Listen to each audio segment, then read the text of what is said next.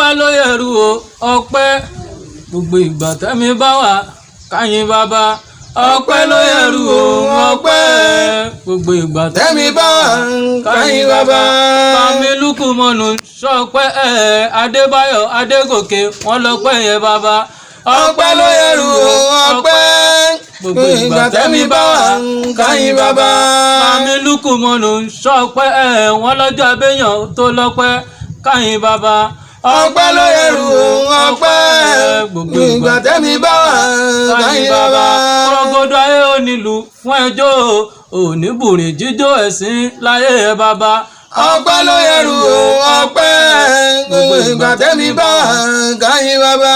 Sáré ènìyàn ń ọ̀la yẹ o ọdún bá kú òǹkó ti dé sí òní kúkú ẹ̀sìn fọ́tayọ̀ nígbà kan ẹnu ṣálẹ̀ ẹsẹ̀ o lẹ́sẹ̀ mú pèkúrọ́ ojú ọ̀nà bó bá kọ̀lá káàkú ọ̀la àfọ̀lá kéwàá máa fòyìn dá. Bàmí Lukumonu mi Adégòkè tó ṣọjọ́ bí òun ènìyàn ń ọ̀la yẹ o ọdún bá kú òun ti dé sí ẹni kúkú ẹ̀sìn fọ́tayọ̀ nígbà kan ẹnu ṣálẹ̀ ẹsẹ̀ o lẹ́sẹ̀ mú pèkúrọ́ ojú ọ̀nà àbò bá kọ̀lá káàkú kọ̀lá àfọ̀lá kéwàá máa fòyìn dá. Wọ́n lẹ́yìn gáàjù ńkọrin lọ́mọ Asọ̀díkì aṣọ́kùn ti ṣe òǹkọ́. Wọ́n lẹ́yìn gáàjù orí lọ́yìn lẹ́lẹ́gbẹ̀ẹ́ Sọ̀díkì wọ́n ní ojúkọ̀rìndé.